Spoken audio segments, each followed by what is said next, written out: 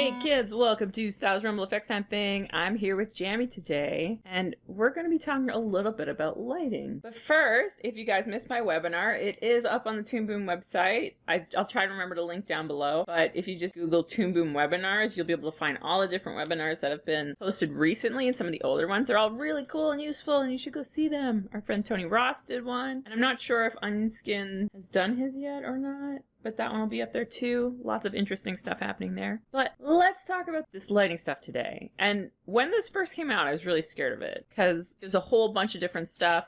And when you open some of these boxes, they're very strange. I kind of compare it to the color override, which I've got just sitting off to the side. These modules in particular, their boxes don't look like most of the boxes. Usually they look more like this, and they, you know, it's just, that's kind of what boxes in Toon Boom look like, the option boxes. So these ones can be a little bit intimidating, but I just want to assure you guys that it's not as scary as you might think with all these things, because all you have to do is make some very nice light, okay? That's what we're here to do. So what you're going to do is look for your V, your volume object. We're going to plug him in first. You're going to look for N, your normal map. He goes in next. And then you're going to grab your light. So your light shader and light position, both those guys work together. And we're going to zoom in here, and it's going to tell you how to plug them in. So first, it's asking for light position. Green goes to green. Next, it's asking for the normal map. Doot, doot. And then it wants the image. So that's going to be this volume object here. I believe you can plug your character in directly, but this is going to help you out by adding that volume and explain and giving it the depth that you need to get some of these lights looking real cool. Right? So it's easy as that to set it up. You have to remember what order to put them in, but your little light shader tells you what it wants and where it wants by just highlighting the little dots. So once you have a few minutes, you can figure that out. Very nice lights. So let's start at the top. Your volume object, its main function is to tell the normal map what object it's using. So that's why it's plugged into the top here. And it's going to assign an ID. So every time you pull in a volume object, it has number 1. You can change it to 2. So if you have another character here, boop, boop, you can have it as volume object 2, and this is volume object 1. Maybe you should rename it boop, so that it's clear. When you open up your normal map, this like scary box, this little guy up here is asking for your object, and you have this guy assigned as object 1. Simple as that. So that's all this guy is there for, really. You want it to use the drawing to create volumes. That's what it's doing, and then you can play around the baseline, but for the most part you can leave that alone, and you can use these other boxes to figure that stuff out. So now that we've assigned this character as the volume object, see, before, if we have nothing selected, you're not going to see anything happening over here. Once you select it, then you're going to see the stuff happening. And we can plug our normal map itself into our display, and then we can see what this is actually doing. So it's taking the character silhouette and then applying a beveling effect, just like you would in Photoshop. So you can hand type in these numbers. So you can change the size here to whatever you want, elevation. Or you can just muck around with these guys down here, which I find a lot easier. So I'm just going to smooth the guts out here. Or you can boop, boop, boop, bring it back. So the bevel is just going to increase the thickness of the bevel or the depth of your character. And then the multiplier is going to multiply that number. So right now it's a 3 bevel times 1. If we times 4 or times 12, it's going to really ramp that up. So it's up to you how much you want. And so you can blur it out and then deepen it up. Really, it's just about playing around with it, seeing what you like. I'm just going to ramp that right up. And the smoothness multiplier, I'm going to smooth it right out because I want Jamie to be real round. That looks okay. So we've got kind of a smoothie edge to our little character here, because he's just kind of a round grapey shape. The override modeling, you can take specific colors and give them instructions. So that's a little bit more advanced. We're going to get into that a little bit later when we start getting detail-y. But that's really all this box does, is it's just telling it how much to bevel, stuff like that. You can have it blue. Boop. I don't know if that makes a big difference. Boop, boop. It's kind of pretty though. Next is the real meat and potatoes of this. We have our light position and our light shader. So we shift F11 on our light position. It's going to give us this little camera. So we've got 2 peg positions here, the target position and the light source position. So those scary things just mean the light source is this guy, the red square, and it's going to move the camera. And then the target position, that's going to move the actual place where it's hitting. So some of the options utilize this more than others. This guy you can see is rotating around. So it helps to add pegs here. Boop, boop. And you could, if you want to, add some little handles. Here we've got our little handle color. Plug it in. That's where our dealie is. And that's where our camera is. Extend the exposure. I'm going to change the color of this. It's hard to see on this particular background color. But now we can hide our light position and we can just move these. So I'm real lazy. I like these handles. And then you can just unplug them when you don't need them. Because you do need to see it in the render view. You can't kind of hide it in the render view until you're done. So there's that, but it's easier than mucking around pegs or the little camera. All right, so let's just pop in this light shader for a little bit and start playing around. The position itself is just like a double peg input. Nothing too scary there. This guy here, the light shader, this is going to tell you your light, what kind of light it is, and give you a little bit more options there. So at the top here, we have 3 different kinds. The directional is like a universal direction. So it's just this wall of light coming from a directional source, kind of like the sun. The sun is so far that the light beams are all parallel to one another when you're rendering things like with your brain. So that's the way to think about that one. Some of your options here are grayed out. So you can't use those particular ones. This one here, you're going to give yourself a sharp edge, or you're going to give yourself a smooth edge. I feel like sharp is very situational. You're not going to want to have a real, like, you're going to have to play with your bevel a lot to make sure that your edges are lining up really well. It's going to be real tricky. Smooth is a lot more forgiving. That's kind of where we hang out. The abruptness, boop. So you can see if the abruptness is real far down, it's going to spread right across the surface there. And when you bring it up higher to 2, you get a much softer, smaller area. You can adjust the light intensity, so you can turn your intensity way up. Your multiplier, again, this is multiplying the thing above it. So multiplier is multiplying the intensity by 2. Things are like his crotch is on fire now. Maybe I should move your light so I'm not catching your crotch on fire. Sorry, Jamie. So once you crank this multiplier up, it's multiplying it. It's exponential increases there. Your surface reflectivity. This one's a little bit weird. It kind of brings it back around the surface of it. So if the intensity, the reflectivity is really high, it's going to spread more across. So it's similar to the intensity. They all kind of work together. So you can just kind of muck around between them and see what feels best for you. It's not science. You can just muck around. Down here, color is pretty self-explanatory. You can pick a color. So if you want to rave, you can just You can set keys on that, obviously. If you want to have a proper rave. You can use the image source color. So this is just going to take Jamie's color and use that as its source of light. So usually that's kind of where I head, because then this part's going to get a different light. Unless the light itself is colored, like at a dance party or something, then I use the character's color just because it's a little bit more, you're so purple. When you use the source color, it blends a little bit better. You're not going to get weird purple light up here and green light down here or something crazy. And bloop, you can turn it way super up. I actually like that more. It looks a lot more like the character's color. When I bring it down here, it's starting to blend in the color that you've chosen. So this is a slider from 0, which is the chosen color. So you can go all the way down there. And that's like turning this off. And 100 is 100% the character's color, put through like a screen filter. You don't want to turn off flatten effects because then you can see all your little joints and stuff. So I think this would only be useful if you're doing something that's already flat anyway, which is so meh. Next is your point. So the point is like just like a light bulb. So you can move it around, and this, you get really pretty ones. You can actually, like, this has nothing to do with anything. The side, once you have your point, it's just here where your light source is, and I can show that again. This guy here is a light bulb. So this one you can just ignore. And as you move your light bulb around, your light is going to shine from that source in all directions. And this one is my favorite one. I think it just looks super pretty. It has the nicest sort of blend across the surface, especially with something like Jammy where it's really round. I think this one's my favorite.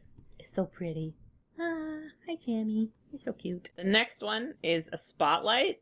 So already I turned it on. You can see you're starting to get that edge of the spotlight. So it's like you're getting a cone light. This guy here is involved again. So this is the source of the light. And the direction of the light is going to have a significant difference if you move that around. We can play with the stuff again. So now these options have become available. The cone angle. So you can bring this way down if you want your spotlight. Bring across the surface of Jammy so you can see it better. But your cone angle is going to show how wide. So is it a wide beam spot or is it a narrow beam? The diffusion, that's going to blend it out. So it's really diffuse. It's going to be more patterned across the surface, more gentle. And you bring the diffusion down, it's going to get more hard-edged. So that looks kind of pretty. This one's real sensitive. So you're going to be working with tiny increments. That's one thing about these boxes that it's always kind of like, whoa. Sometimes it goes to 100, sometimes it goes to 255, sometimes it goes to 1. It's just how Harmony works. The light source elevation goes to 200 because it does. And the light source elevation is like how far your cone is from your object. So it gives you similar looks to the cone angle, but I think if you had a bigger scene where you have a bunch of stuff in it, you're going to see a lot more of a result here than just on this little Jammy character. But it does... you can see if I turn it way down, the light source is getting right to a point, like it's super close to the character. And then as I move up in increments of like 20, it starts to slide across the surface. So this is going to be real good if you're doing some film noir style stuff. You have a character under a street light, like a street lamp, or they're sitting at a desk with a lamp shining onto their things. You're going to get very specific directional lights with the spotlight. So, like I said, the point is my favorite. I think it looks just super pretty. Even if the directional light makes more sense, it doesn't look as pretty. So, I'm going to play with that one for our scene. So that's enough there to get your characters lit, especially if they're real simple characters. I mean, Jammy looks real pretty now if I just unplug this and plug it back in. You're getting immediate pretty quality. Your scene attractiveness is just way, way higher. Oh, I didn't even talk about the tone shader. Let's slap a tone shader in there. So the tone shader, along with the light shader, like it's basically just a shadow instead of a light. You plug everything in the same way. You can even use the exact same setup and plug it in. Open it up, point. So now it's using the same type of light. There we go. It doesn't like the point. It's not showing me anything. So I'm going to switch this to directional. And so now we're getting the directional tone. And let's make sure we're using 100% Jammy color. So we want a real rich purple shadow. No, I'm not digging that one. I want a real rich purple for the shadow, but Jammy's color is just getting a little too dark. I want it to be nice and purpley. Maybe a little blue. There we go. So I'm going to use the actual light color. The chosen light color there so I can get my thing. But the tone shader works just like light. It's just going to, see? Well, it doesn't matter. He's not going to be bottom lit. Boop. But if you flip it, because I chose the color, you're getting purple shadows on the green, which could look nice depending on situation. But it's just going to like find a way to figure out where it needs to be. Put those shadows in there. So that's it. You got your little lighting set up on your character. If you want to reuse this for a bunch of characters, you can just group it up and call it lights. And you're going to be able to take any character at all. So if you had 2 Jammies, Jammy number 2 here. And now you've got 2 Jammies. So if we put those both in the scene, you can see because Jammy's running past the point light, this guy here, then your characters, once they run past this, say it's a little lamp on a post, they're going to get similar lighting. And if you want these characters to not share the same light source, what you can do is have your light follow your character's actual like main peg here, and then set it off. Give it an offset peg. You won't need any of this stuff there. So now this guy's got his own separate lighting rig that's going to follow the character. So I like the way the spotlight makes this character look. By putting it here, it's going to always follow the character. The important thing to remember though is if people start animating the character using this inside peg, see, the lighting's going to change because the light's not being controlled by this. So if your animators do use the master peg and they mess up their light, what you can do is grab your whole lighting thing and bring it inside the group like that. Create a little platform for it to sit on with your composite, and then you can change it so that this guy's following whatever pegs they've thrown in there, their master peg, and it's going to fix your light. So now as they animate on the master peg, it's going to adjust their light. Whereas this guy, because his lighting is controlled by external pegs, like these aren't hooked up to the character at all, once this jammy moves past the light, it's going to change the lighting source. See, so now the light's behind him. So he's running past the light. This guy's got his own little personal light. That's all you need if you just want to take that character and have a little pretty light source that makes her look real shiny. But if you want to get in detailing stuff, that's when you start going a little bit deeper into some of these options. And there's also a ton of creative ways that you can adjust lighting on stuff like this little arm. Let's look inside our group. Now, when we were looking at the normal map before, there was this mysterious box down at the bottom where you can override the modeling by colors. So here we can grab Jammy's palette and we can grab, let's say, the eye white. And now we can use the eye white to create some form in the character's face. Oh, we're giving her some little cheeks, which looks kind of cute. I'd like the mouth to do a similar thing. We have the option of using this green screen color. The only problem is it's involved in the eyebrows as well. So you can see as soon as I add it, things start exploding there. What I'm going to do is just change the color of the eyebrows. Find those eyebrows. Eyebrow overlay. It's going to be purple now. Purple. Make sure you change it on all drawing substitutions that use that. The eyebrows have less drawing substitutions than the mouth, so that's going to be a little bit easier. And then in your normal map, now you can adjust the lighting here, carve it out. So now around the mouth, you're getting a little bit of a color difference. Now, if I want to really adjust how the different beveling and stuff happens here, then I'm going to have to go into creating a separate object there. But I think that's working. The only thing is I want my eyes themselves and the mouth inside to not be affected by this, because now we're getting weird mouth stuff and we're getting weird eye stuff. The easiest way to do that is to just cut it out. Favorites, grab our cutter, boop, and I'm just going to grab, actually I can grab the whole face because the face is not part of the head, and I can just boop. So by shoving that in there, see, it's flattening out our flat bit. I think Jammy's face is a little bit too puffy around the mouth. So you can do that with as many pieces as you want. And you can see it's really given Jammy a lot more depth. You can create something just for the eyes. So we take this lighting, create a new one. And you can actually go into as many pieces as you want and give them their own personal light. The lighting here, again, you can decide if you want the lighting position to follow the eye by bringing it out like this and creating a new system just for the eyes. So these eye highlights could be controlled by a point light or a spotlight that you determine that way. But you'd actually create a new little unit and put it in here. Here's your eye. We're going to put the lighting above the eye, plug that in there. Let's say that the eye itself is going to control the light source, and then we can adjust our new lighting in here. So the light source, we have a point. We can bring the elevation way, way down so it gets more precise. We want to use a white light, and we want it behind the eye line, and we don't want the tone shader. That makes no sense. So now we've got a little light.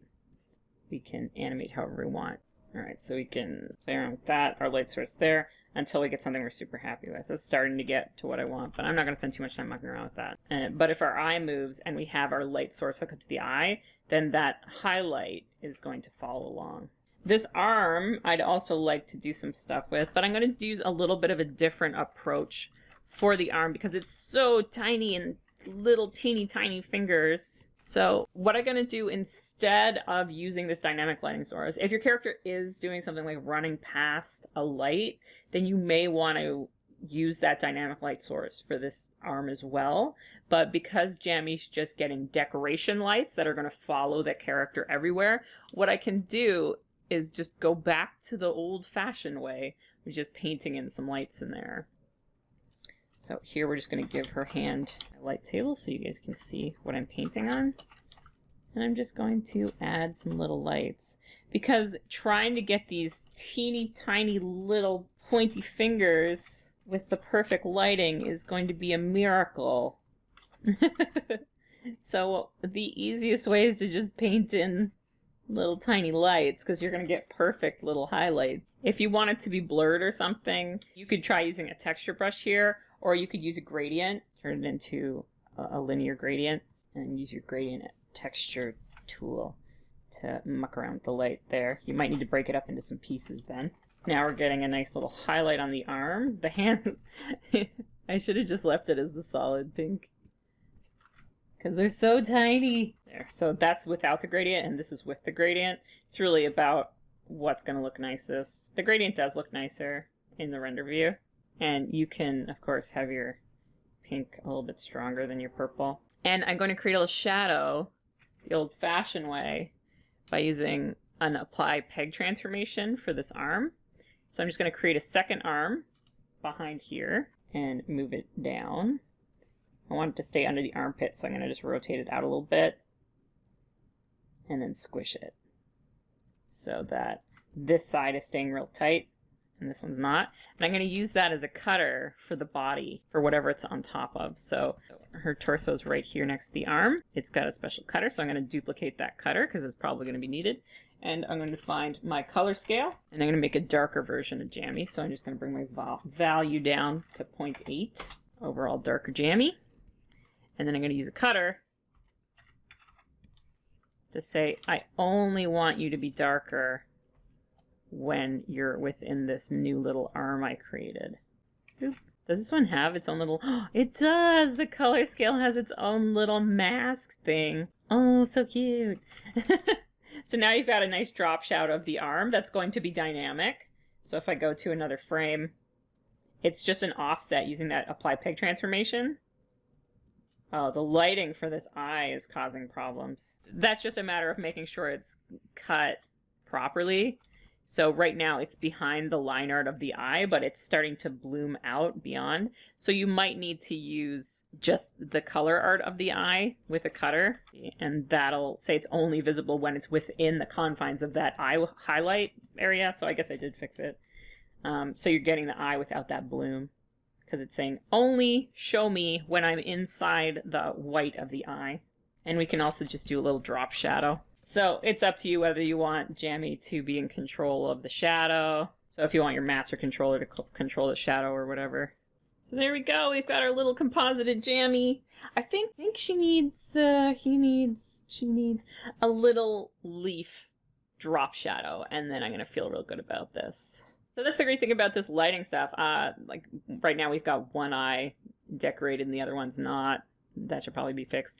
But you can go as simple as you want. You can just do that basic shader on the top, and you can just throw that onto every single character in the scene. And for the most part, it's going to look all right.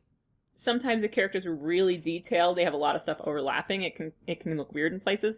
But I mean, if you blend it out, you put a real like fade on it, it's not going to look too weird. And then you can get real detailed. So you can give every single finger its very own light if you really wanted to. Or you can kind of cheat like I did and just draw in some little highlights.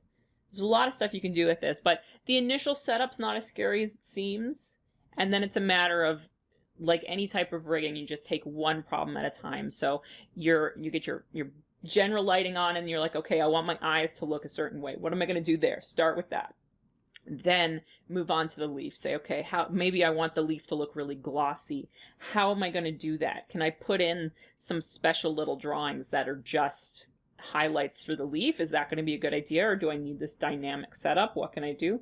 Adam Phillips has some spectacular videos to this to work on this stuff, and he does some really neat examples. So definitely go check out his channel. He's got some great stuff. He's an amazing effects animator. He's got lots of references. So go there and tag me if you do anything fun, because I love to hear from you guys. Thanks for dropping by. Like, share, subscribe, all those things internet people ask you to do, and I will see you in the next video, which, with any luck, will have a lot of fire.